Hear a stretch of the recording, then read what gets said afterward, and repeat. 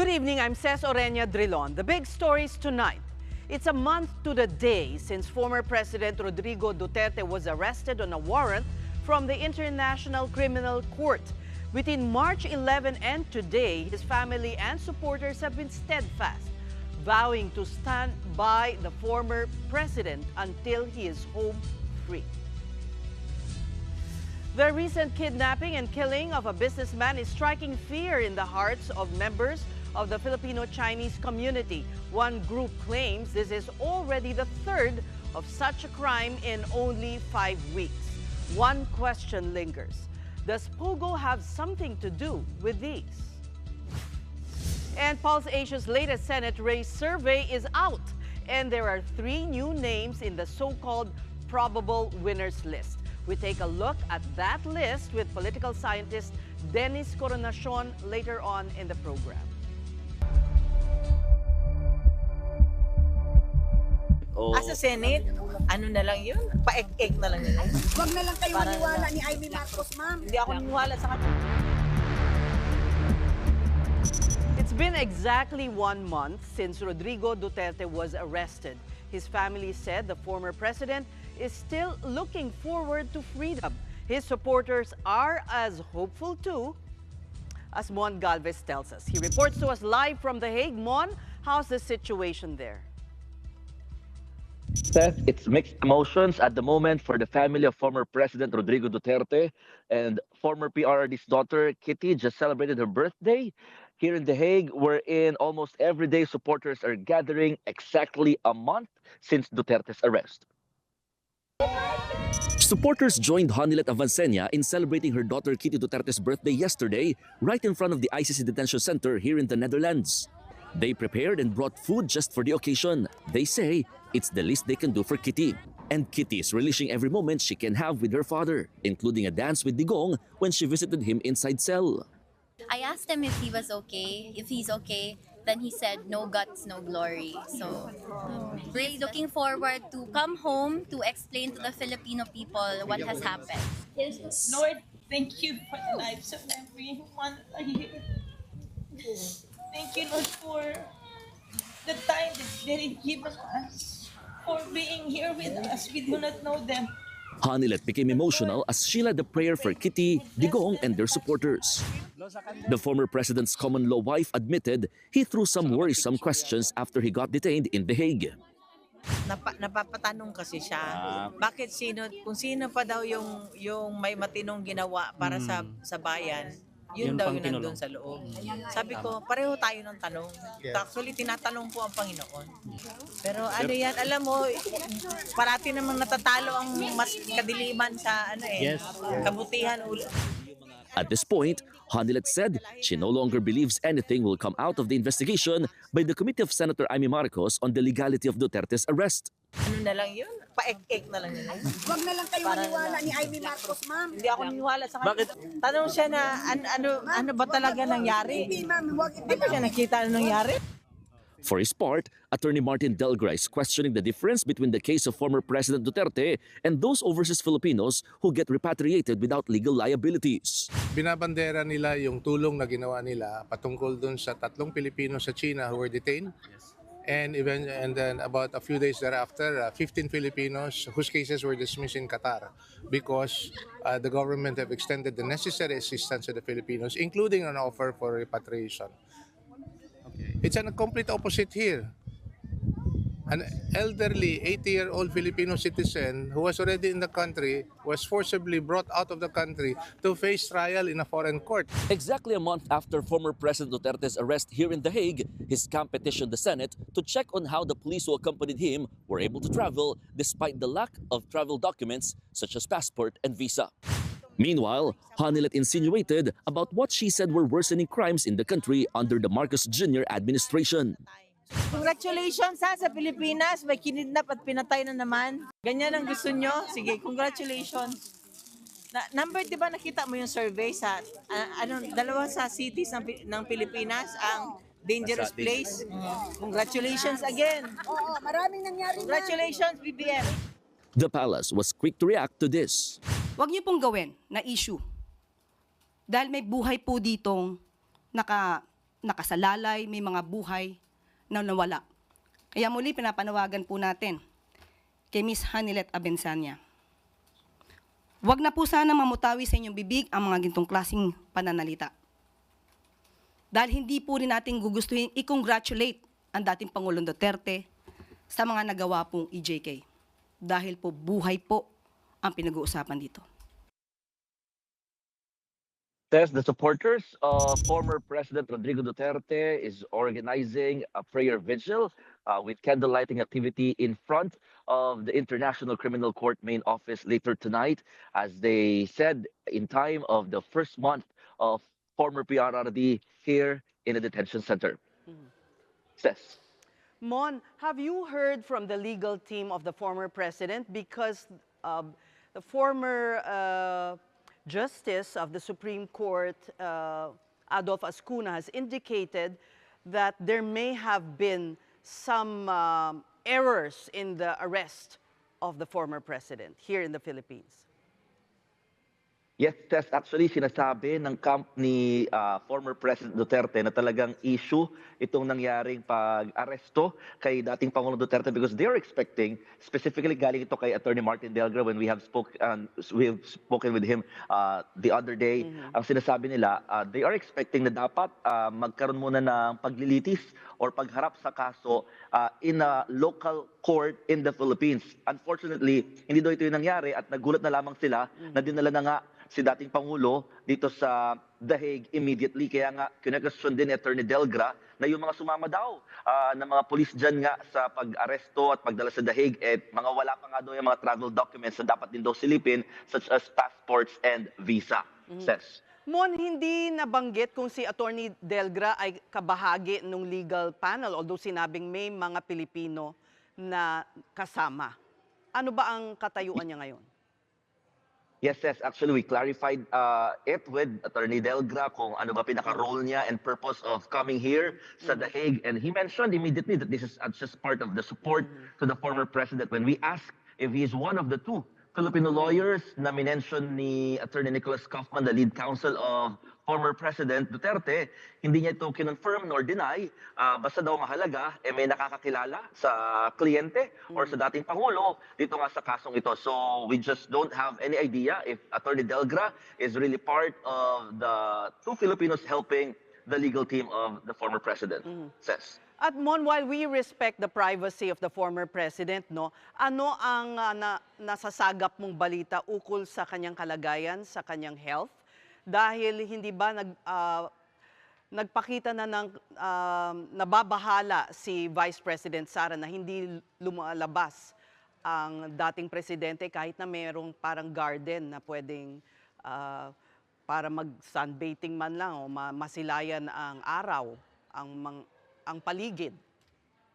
Mon. Oo, Ses, ang sinasabi nga din ng camp naman ni former President when we keep on asking kung kumusta ba ang lagay ng dating Pangulo inside the detention center.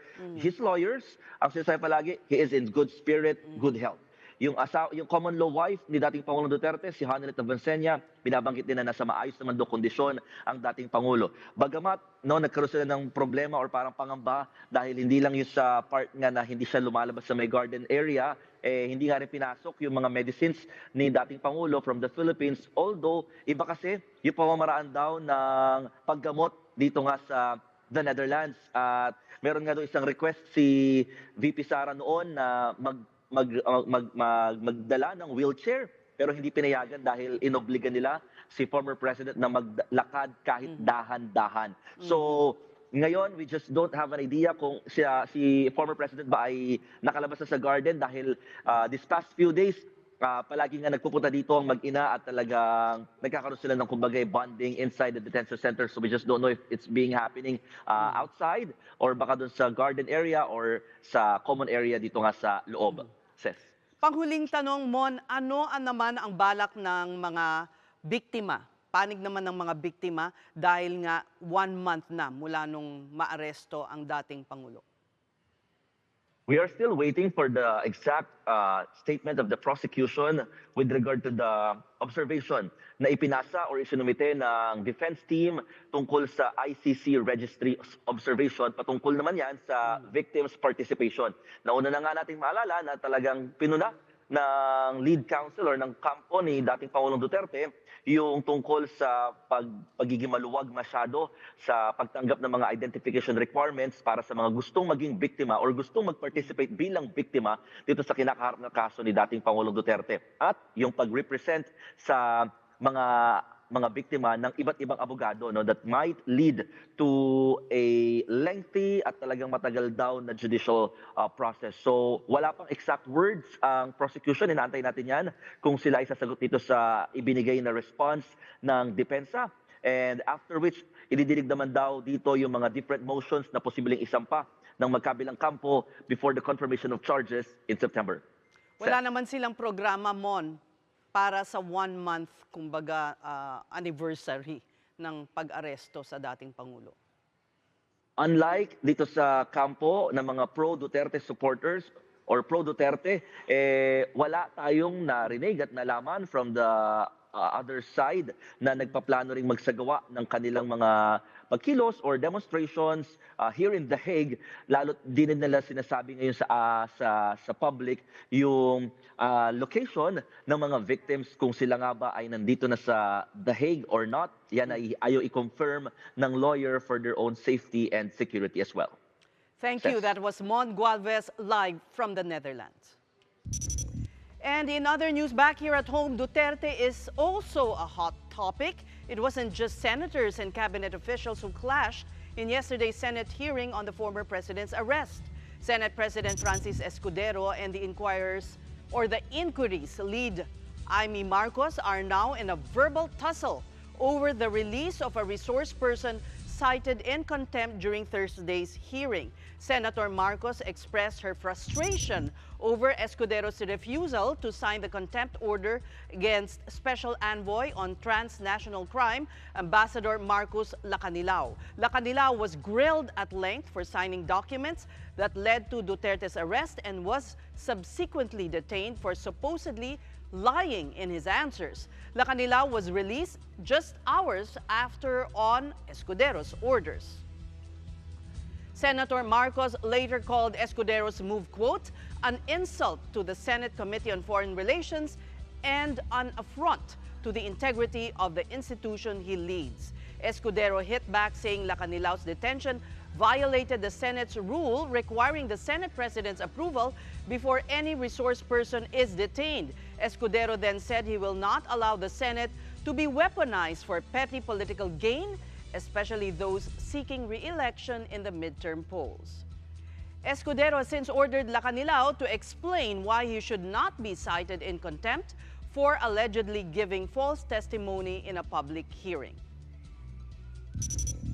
And 2 days after the bodies of businessman Anson Ke and his driver were found dumped in Rodriguez, Rizal, the PNP is now looking at possible Pogo involvement in the kidnap slay case. News 5's Camille Samonte tells us more. Authorities say they now have leads on who could be behind the abduction and killing of steel magnate Anson Ke and his driver. The two went missing last March 29 as they left their office in Valenzuela. Their remains were found on April 9 in a barangay in Rodriguez, Rizal. More than these details, several angles are beginning to surface. Malaki kasi yung twist So hanggang doon lang po after the investigation. After we have completed the investigation and filed the cases, doon na po kami magsasalita what really transpired during the whole the process of negotiation and sa kidnapping itself. We have theories and we have suspects. Yung theory, syempre, why the crime was committed and by who. Yung dalawang tanong na yan, we are working on it already. The theories include possible links to Pogo deals that may have gone south. The news that was in the Manila Times is something we're considering seriously. And we have a lot of validation done. We're having a lot of validation done para we can make sure that all of this information is correct. Kasi syempre not all of it will be so accurate as to depict a true picture dapat talaga ma-validate natin lahat yan. But the Federation of Filipino-Chinese Chambers of Commerce and Industry says they have always been hands-off when it comes to the business of illegal offshore gaming. In the Federation, pag nasa Pogo sila, hindi namin pinapayagan pumasok sa amin. We're very strict. We don't want Pogo to be related to us. So we're also very particular with following the law. Kailangan yung mga member namin, law-abiding citizen. That is the bottom line. If everybody follows the law and obey the law, wala tayong problema. This latest kidnapping incident has revived the creation of a task force that will look into such cases. The team will be made up of members from the Justice Department, the NBI, the PNP, and the Bureau of Immigration. Secretary Remulla says the President wants this and all other kidnapping incidents resolved. The Justice Secretary notes of several abductions in the Chinese-Filipino community, but most have gone unreported. There were some unreported incidents, actually. Many families chose not to cooperate. We try to reestablish the trust in government. Kasi nga, in the very end, pag hindi tayo nag-cooperate, hindi natin mahuhuli ang gagawa, we'll all be father to them. Pakain tayo, papain lang tayo lahat sa kanilang mga gawain. Kaya kinakailangan talaga cooperation ng community at ng enforcement. The DOJ will be releasing a new anti-kidnapping hotline next week. For News 5, Camille Samonte, We Are One News.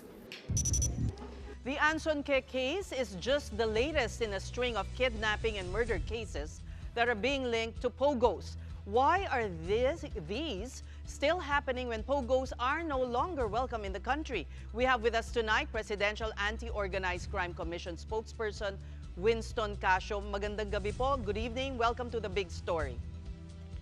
Good evening, Ces, and good evening to all your viewers and listeners.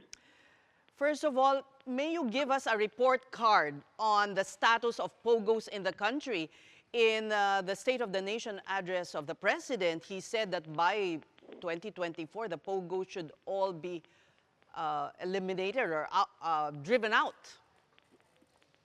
Well, to be honest, may mga remnants pa tayo nakikita ng mga pogo. In fact, last night, the Bureau of Immigration and PNP-CIDG raided one. They were able to close down another one in Makati last night. At kami naman sa PAOK able to deport 84 Chinese nationals kagabi rin to Beijing. So tuloy-tuloy lang po yung operations natin because may mga natitira pa. These are remnants. But the big ones, they're already gone. They voluntarily left the country and most of them have transferred to the Golden Triangle area, Cambodia, parts of northern Thailand, and Myanmar. Ano po ang dahilan kung bakit hindi sila tuluyang mawala? Bakit may remnants pa? What are the challenges? For one, hindi po talaga sila makaalis ng Pilipinas kasi karamihan po sa kanila, yung kanilang mga travel documents have already been confiscated by their previous bosses. Ito po kasing mga pogo workers, palipat-lipat po ito. So sa kawalan nila ng kanilang mga travel documents, they're unable to leave the country legally. Mahigpit rin po tayong nagbabantay doon sa mga backdoor exits, yung mga informal exits natin sa areas ng Palawan at saka sa Basunta. So hindi talaga sila makalabas ng Pilipinas. And they're trying to survive. So to be able to they're survive, trying to survive taking it out to, yes, ma'am. By resorting to crime. Yes. They're trying to survive by resorting to illegal activities. Yung na-report nga po ninyo, yung mga pogo-related kidnappings. Pero this is not new. Tama po ang ating kagalang-galang na kalihim ng Secretary of Justice sapagkat even before, during the height of the pogo operation, marami ng kidnapping na nagaganap pero it was generally confined among themselves, among the pogo workers. They would kidnap somebody from, let's say, from a casino na hindi makapagbayad doon or ibibenta nila. Yes, ma'am. Okay, sorry to interrupt, sir, but obviously, because they are Chinese-speaking, may mga kasabwat na mga Pilipino. That is affirmative po, ma'am. So nakita naman po natin lately itong mga na-publicize, yung mga sensationalized na mga sensational na mga kidnap incident. There were Filipinos involved. So the job for the government, for all of us, for all the agencies, is to be able to identify yung kanilang mga Filipino cohort. Once we're able to identify that, we will be led to the Chinese bosses. And you have not po identified the Filipino cohorts? Now, with regards to kidnapping kasi, ma'am, that is the purview, that is the primary mandate of the Philippine National Police Anti-Kidnapping Group. Kami po sa PAOK, together with the Department of Justice, kami po yung chair and vice chair respectively ng task force against the illegal pogos.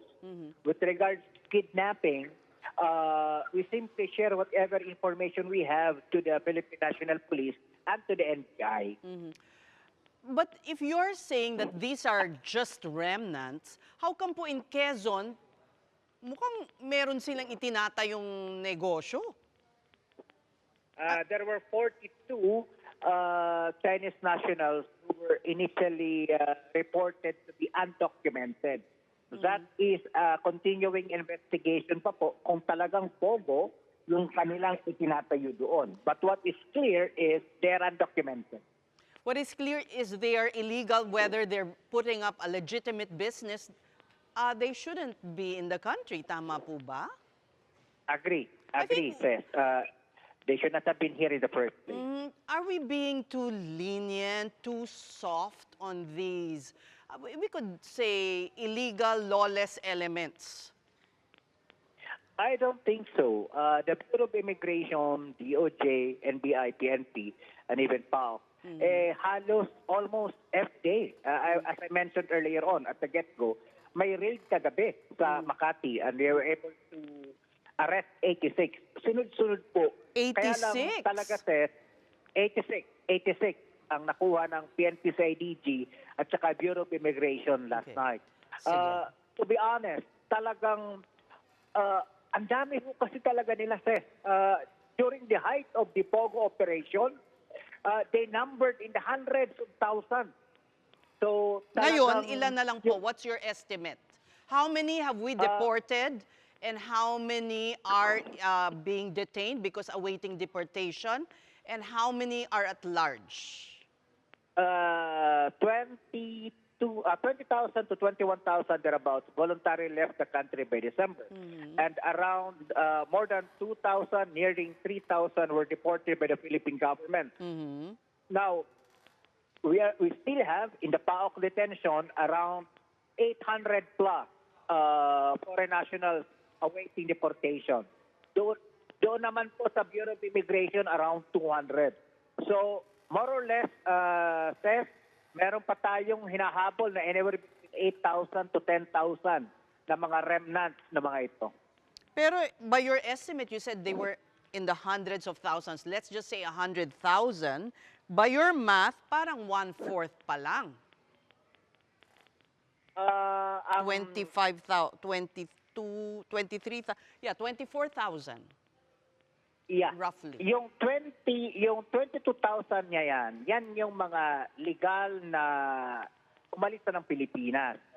So that's the number that we got from the Bureau of Immigration and the PAGCOR together with DOLE. Pero during the height from 2019 up until March of 2024, when we took a look at the number na nabigyan ng alien employment permit, umabot sila ng more than 200,000, to be honest, no. But a good number of them left anywhere between 2019 up until 2022. Okay. July 2023, nung tinanggal yung POGO at ginawang IGL. Nung IGL na lang siya, 23,000 na lang ang natira, sir. Okay. So, sir, meron bang legal at merong illegal? Hindi ba dapat totally wala na whether may legal? Ano yung legal? No, nothing. Wala nang legal. All of them have been banned by the President whatever activities or industry related to offshore gaming. Illegal na po yan. Kaya lahat ng mga nagtatago, nagsasabi na IT consultancy, for example, sila. Pero or call center sila. Pero pag nakikita naman sa operation, they're into offshore gaming. Illegal po yan. I-ooperate po yan ng ating gobyerno. So, we thank you for being candid with us na meron pang 20,000 na at large na kailangan... No. 9,000 na lang, Seth. Ano Based naman ang on the, basehan ng bilang na yun, sir? What's the basis? 32,000 kasi yung officially na nagtrabaho sa mga POGOs and IGL up until March of 2024. Nung umalis po voluntarily via the immigration record, yung 20,000 mahigit, so ang natira na lang po dyan was around 11 to 12,000.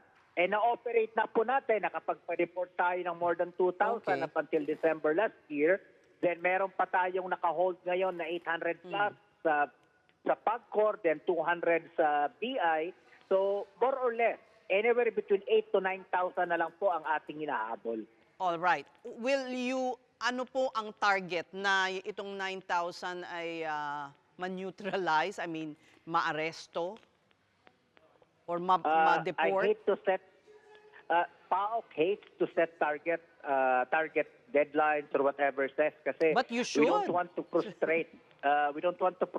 No? Basta ang amin lang pong sinabi is we're trying to kill the monster a bite at a time.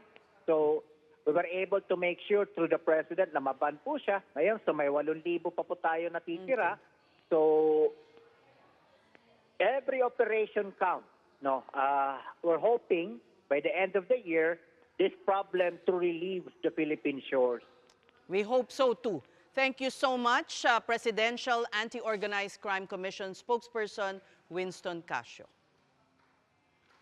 And up next, who's in and who's out of the so-called senatorial Magic 12, at least according to 2 new surveys. The full list with insights from a political scientist next. Stay tuned.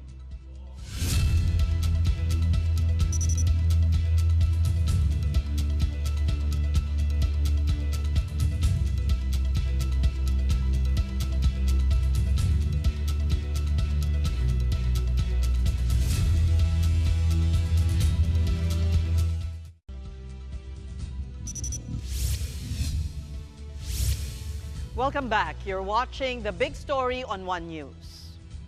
We're back with an unusual, surprising forecast from Bangko Sentral ng Pilipinas Governor Eli Remolona Jr. He's predicting a slowdown in the country's economic growth to 5.2% in 2025.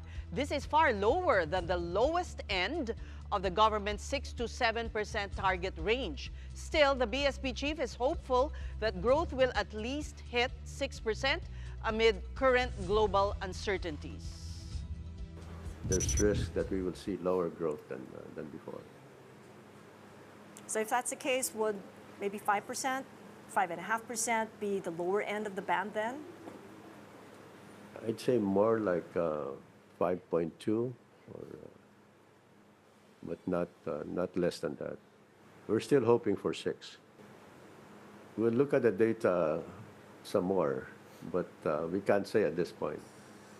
There's too much uncertainty, Kathy, to be more definite about the growth rate. Well, a bit of good news before the weekend. The biggest oil price rollback since after the pandemic. That's what's projected to happen next week. According to the Department of Energy and based on estimates from the past 4 trading days, motorists should be expecting a price rollback of more than 3 pesos per liter starting Tuesday, April 15.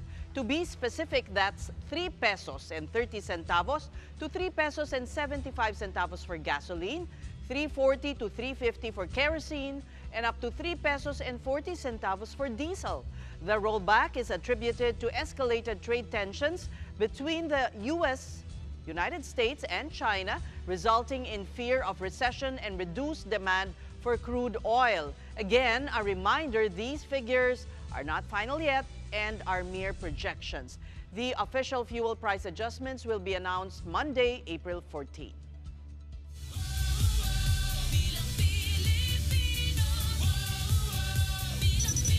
Actor Philip Salvador, former Senator Bam Aquino, and Congressman Rodante Marcoleta. These are the three new names that have entered the Magic 12. At least that's according to the latest Pulse Asia survey conducted between March 23 and 29 among 2,400 respondents with an error margin of plus minus 2%. Out of the 64 senatorial candidates, 16 have a chance of winning. There's still re-electionist Senator Bongo at the top spot, with Congressman Erwin Tulfo and Senator Bato de la Rosa tied at the second and third spots. Other bets in the probable winners are a mix of old-timers and newcomers: Tito Soto, Pia Cayetano, Bong Revilla, Ping Lacson, Willie Revillame, Ben Tulfo, Abi Binay, Lito Lapid, and Manny Pacquiao and Camille Villar as well.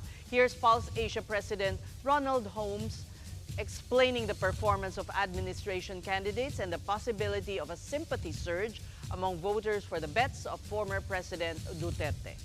Bumaba yung 7 kandidato ng administrasyon kung iahambing doon sa kanilang support ng Pebrero rin. Erwin Tulfo, si Tito Soto, si Bong Revilla, si Lito Lapid, si Manny Pacquiao, at si Camille Villar. All of them declined in terms of voting support, statistically significant, no? Ang pagbaba. Well, question ng sympathy, no? Sa akin, mahirap sukatin yung simpatya sa particular na grupo, no? Yung sa Duterte. Ang masasabi natin dito, maaring nagsusolidify yung base nila.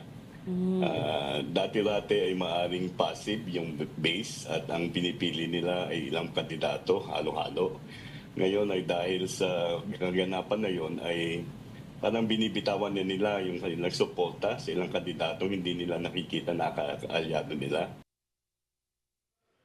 When compared to the latest Okta research survey, the Pulse Asia's list is also almost similar. However, there are a few differences in rankings and 1 or 2 names missing in the Magic 12.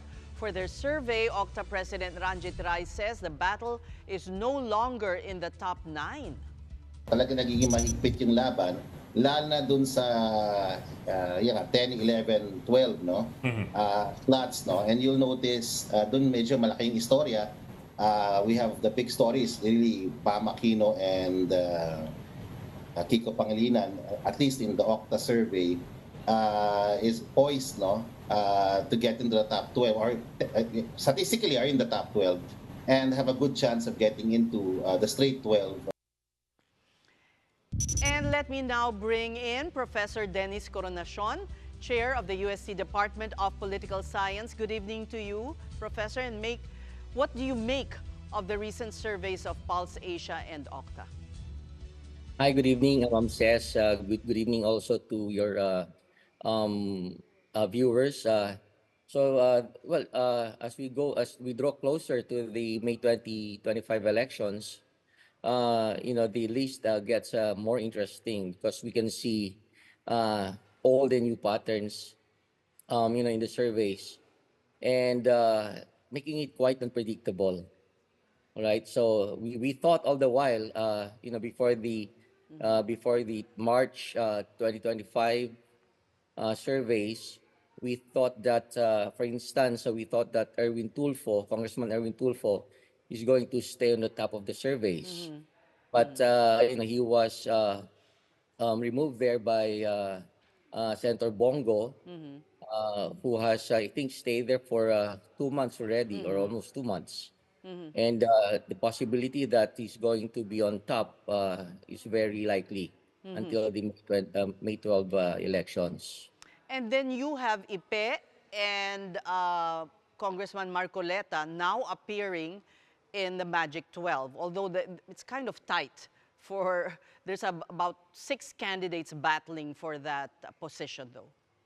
That's right. These 2 opposition senators, or PDP Laban senatorial candidates, have made it to the Magic 12. This is unprecedented, I would say, because they were never, I think, if I'm not mistaken, especially senatorial candidate Marcoleta was nowhere to be found in the Magic 12 in the past few months, but now he has made it.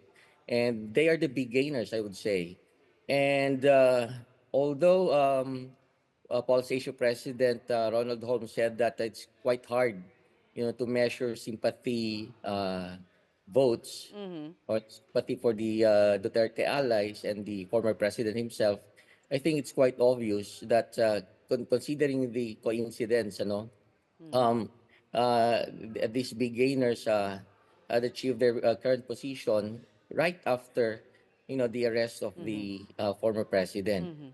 And this never happened before in the past surveys, except of course in the case of Senator Bongo. I think he was already on the number one position in the Octa survey Right.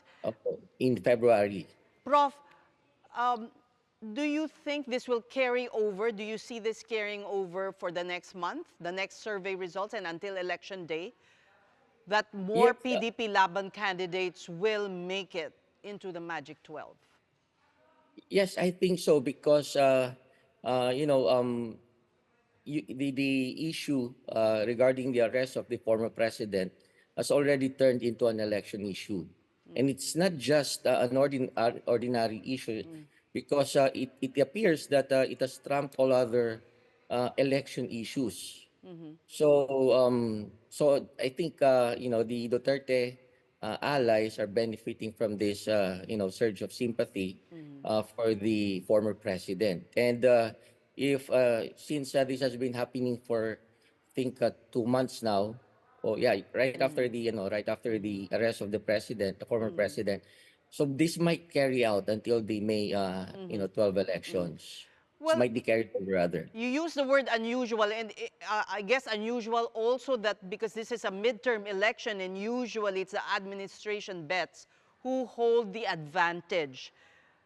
What do you say about this? Or could the numbers still change once the elections come and the administration will use its machinery to deliver the votes for its bets? Well, yes, there's a possibility that the names in the list, in the Magic 12 list, will still change because surveys can change over time, and that there are a number of factors that surveys have not taken into account to, like political machineries, resources, and so on and so forth. But then again, I think if ever there's going to be a change, owing to the scientific character of surveys, I think there will be less change that's going to happen. And I agree with the Pulse Asia survey, Pulse Asia president, saying that if there's going to be significant changes, it would be from the number 10 position up to the number 12 position. What about the entry of Bam Aquino, another surprise in the Magic 12? Well, Bam Aquino is another gainer in this latest survey. But I'm not quite surprised by his inclusion in the Magic 12 because slowly I think he has turned his numbers in his favor. I think right after the filing of the certificate of candidacies, he was very far from the Magic 12. And that slowly he has consolidated his political base. He has intensified and modified his campaign strategy, focusing now on his past achievements as a senator, as a former senator. So I think that kind of messaging and his modified strategy have been working well for him. But it doesn't seem to be working for Kiko Pangilinan. Well, that's right, because it's not in the Magic 12. And I don't know, perhaps I can be attributed to so many factors. One is that, of course, former Senator Kiko Pangilinan has his own messaging. He doesn't want to be caught in this conflict between the Duterte and the BBM administration.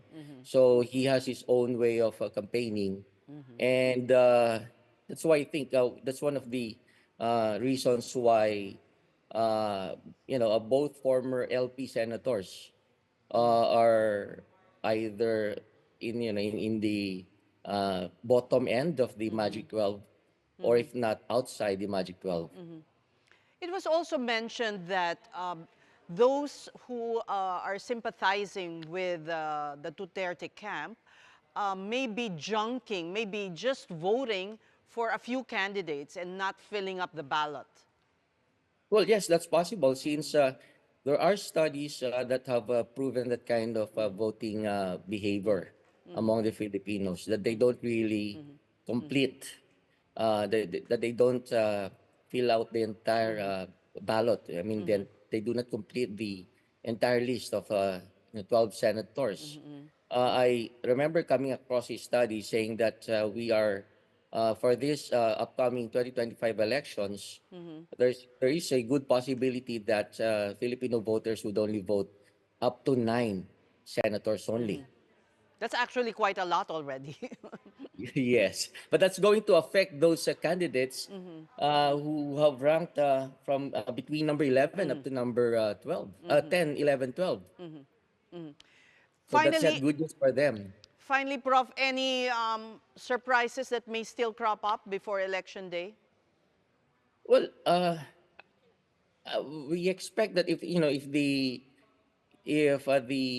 Duterte allies are going to sustain, the issue, it will continue the conflict between the BBM administration and the Duterte family, as well as sustain whatever benefit they can get from the arrest of the former president.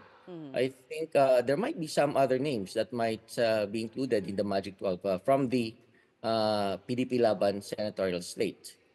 All right. Well, thank you so much for your time, UST Professor Dennis Coronacion.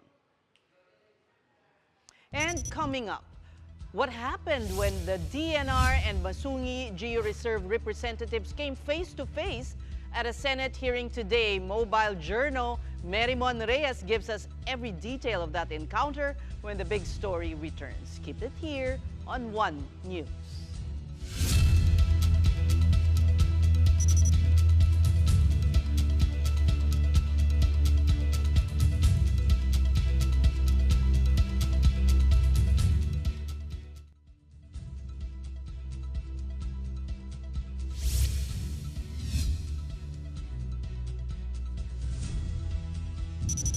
The big story is back with news of another encounter at sea. 2 Chinese Coast Guard vessels trailed the BRP Malapascua while en route to Puerto Princesa in Palawan. A video posted by fisherfolk Larry Hugo shows the encounter happened only 30 nautical miles off the province. Civilians aboard the BRP Malapascua were instructed to secure their belongings amid fears the CCG vessels might attack with water cannons. The incident occurred well within the Philippine Exclusive Economic Zone. And from sea now to the Senate, the Blue Ribbon Committee has begun its probe into the DNR's cancellation of a contract with Blue Star. That's the firm on top of developments at Masungi Geo Reserve. Our mobile journal, Merimon Reyes, covered that hearing, and she joins me now tonight. Well, the 2 ladies are on a break, so Merimon, let us know what are your impressions of the encounter between the 2 camps, the DNR on one hand and Blue Star and Geo Masungi Reserve? Well, Mrs. based sa naging hearing earlier, parang there seems to be a lack of communication when it comes, especially since 1996 until the present time, almost 3 administrations na ang lumipas. So there is somehow a gray area when it comes to this, the communication, the coordination between the DNR, with the Masungi Geo Reserve Foundation and the Blue Star Corporation. And earlier, medyo mabilis yung tapos ng pinaka-first hearing nila. Mga 1 hour lang siya kasi... Yeah, we were anticipating anticipating a longer one, no? Yes, Mrs. Pero I think Senator Alan Peter Cayetano found the need to establish a technical working group for both ends muna raw. Kasi ngayon hindi pa raw nila alam kung saan talaga magsisimula. Right. May issues. It's complicated, yes, no? very much. Oo, So tulad nung haba ng panahon na hindi pa raw nabubuo o na-establish itong housing units sa Masungi or dun sa area, sa hectares mismo sa Rizal, they need to find out daw yung plot points kasi concerned daw nila dito. Ano ba yung areas na meron pang mga claimants, they're still hoping to, kasi ang sinasabi dito ng side ng Blue Star, hindi pa raw, kaya nade-delay yung housing projects. Kasi hindi pa na-turnover ng DNR sa kanila. Na 100% clean from illegal claimants kasi nga nagkaroon ng forest invasion. And yun yung isang concern nila, the safety daw, the risk of putting up the housing units. So, supposedly 500 housing units lang to for the government employees, DepEd, DOTR, marami sila eh. Pero nagdagdagan pa to ng 500. Pati military ata meron. Department of National Defense, yes. Yeah. So even ang Office of the President, Presidential Management's Office, so sila yung mga beneficiaries talaga nito. 500, tapos 2,000 to na-extend. Nagkaroon nung supplemental agreement, another 500 housing units, an extension of 300 hectares. Hindi pa sumakit ang ulo mo sa pag-ano ng kasong to, no? Totoo. Kasi ang nakikita nila dito, may iba't ibang nagiging interpretation na naman when it comes to the agreement. Nasasabi pa nga ng DNR based sa findings ng Commission on Audit and even yung internal investigation nila ng 2014 and 2016, hindi raw sumunod sa bidding process or procurement process itong ginawang proyekto or isasagawang proyekto supposedly. Okay. Are the two sides willing for a dialogue? Because, you know, the DNR already canceled the contract. So, open ba rin ang Gio Masungi Reserve to dialogue with the DNR? Actually, they're also, open sila, inopen ng Blue Star Corporation kanina na kung pwede, yung next meetup nila, gagawin nila on-site para makita nila. It's at their request. They recommended from the Blue Stars tsaka sa Masungi Foundation na baka po pwedeng sa susunod na pagkikita nila, gawin na raw on-site para nga raw makita and ma-explain. Kasi sinasabi nila mahirap daw maintindihan kung hindi nakikita. Don't go there. But on the other hand, ang concern ng DNR dito, sa lumipas na mga taon, hindi raw sila nakakapasok sa loob, mga authorized representatives dapat nga i-welcome nila para makapasok na sila. Exactly. So yun, medyo magulo pa siya sa part na to. Kasi even ang sinasabi ng Blue Star Corporation or nung foundation, matagal na silang humingi for a dialogue, either with the DNR Secretary Loizaga or any high officials, pero hindi raw ito nangyayari.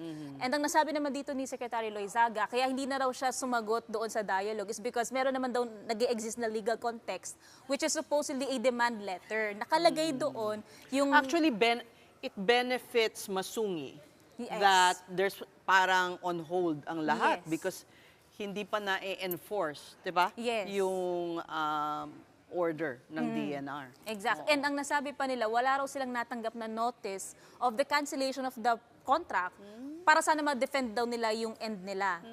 Pero yun nga, ang nasabi nga, upon their, kasi with the Office of the Solicitor General, nakita na nga nila na it's best to cancel the contract kasi hindi na raw nasusunod yung deliverables nito. Pero still, Senator Alan Peter Cayetano hopes na pwede naman daw nilang gamitin yung committee as a house for clearing issues and such. Kung magkakaroon man daw areglohan, nakadepende na yun sa dalawang parties. So this will run for a while? Yes. And slow we hope start to see your update pag nag-hold na sila ng hearing doon sa Masungi. Yes, maka-onsite, sasama rin ako. Yes, at mag-ano ka na rin doon, yung magka-climb sa tawag nilang web. Yes, a web. Yeah. All right, well, thank you very much, Mary Mon, for your report. That was Mobile Journal Mary Mon reporting to us right here in the set of the Big Story. And finally, here's the big picture tonight. It's Pope Francis making a surprise visit to St. Peter's Basilica at the Vatican. The 88-year-old pontiff came in a wheelchair and he came dressed down. He wore black pants with a striped blanket wrapped around his chest. He also had on a small nasal hose for supplemental oxygen. Francis rarely makes a public appearance without his traditional white papal attire, although he had been seen in civilian clothing during some trips abroad. The Pope is now on a 2-month prescribed rest after a serious battle with double pneumonia. So good to see the Pope, well, and that's our show tonight. And this week, we are One News. Although I'm by my lonesome, all sides, all the time. Have a good night.